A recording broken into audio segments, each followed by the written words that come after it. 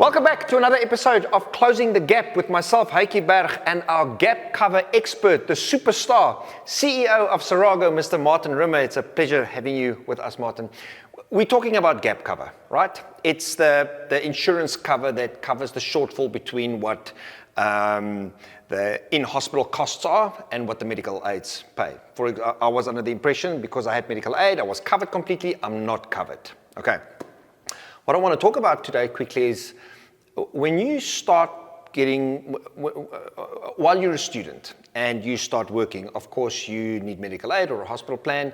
You're going to get some gap cover that's going to cover basic essentials.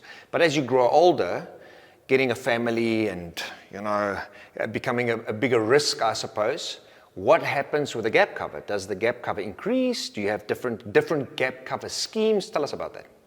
Yes, a good question. I think the most important thing is, as a student life, or as a student in life, I think a lot of those kids feel they're a little bit infallible and they don't see the need for any sort of healthcare cover.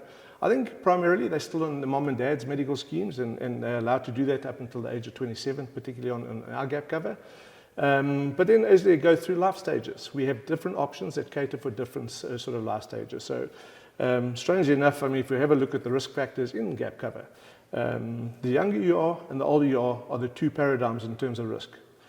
In between, we have to deal with confinement, which is pregnancy. And then when you get to my age, unfortunately, we still think we're a little bit young, and we get onto motorbikes and we fall off bicycles and all those kind of things, and it just elevates the risk factors. So we cater for all those things within the myriad of solutions that we have. But I think it's important that if a youngster that is actually going to now start branching out from varsity life into work life, that he doesn't forfeit the need to insure himself against a health event through a medical scheme option.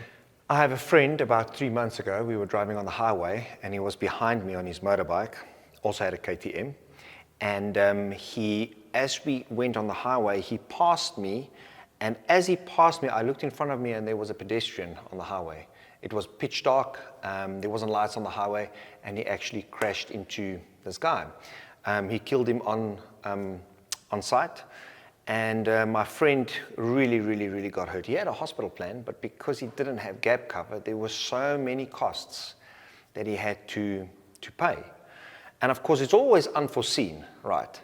So if a family, for example, the mom and dad, they've got medical aid and they've got medical aid for everybody, is there a package that you can purchase that will cover the entire family, or does every member have to individually get their gap cover? How does that work? So the way it's structured in our insurance environment at the moment, we have cover for an individual member, so that you'll pay a premium as an individual member, or we also have family packages which will cover the entire family that are on your medical scheme. So a normal structure is 2 adults, so husband and wife or life partners, and up to 3 child beneficiaries can be covered on a single policy in our space at the moment. And what's the maximum that you guys pay out?